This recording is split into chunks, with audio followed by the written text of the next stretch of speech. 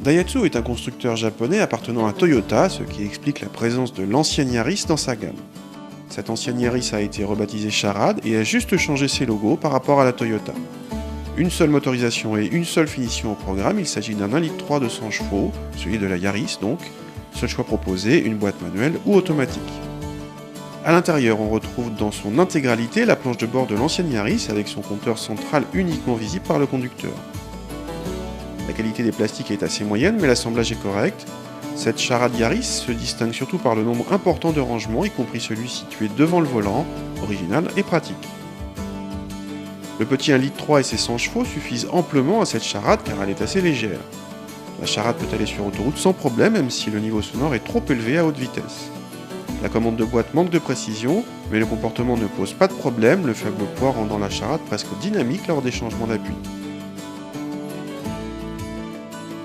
L'ancienne Yaris avait une botte secrète, une banquette arrière coulissante. La Charade en bénéficie à son tour, permettant d'offrir une très bonne habitabilité en espace aux jambes. En largeur, c'est juste dans la moyenne de la catégorie, mais le plancher parfaitement plat au centre ne gênera pas un éventuel cinquième passager. A noter les vitres arrière manuelles avec la bonne vieille manivelle. Le coffre bénéficie lui aussi de la banquette coulissante pour offrir une capacité record dans la catégorie. Il passe en effet de 264 décimètres cubes banquette reculée à 362 décimètres cubes banquette avancée à fond. En plus, les manettes qui permettent d'avancer la banquette sont actionnables depuis le coffre.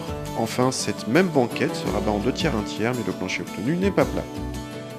L'atout de cette Daihatsu Charade, c'est son prix attractif et sa banquette arrière coulissante qui permet d'avoir au choix une habitabilité arrière record, coffre généreux, mais, et c'est sacrément important, Daihatsu arrête les ventes en Europe dès janvier 2013.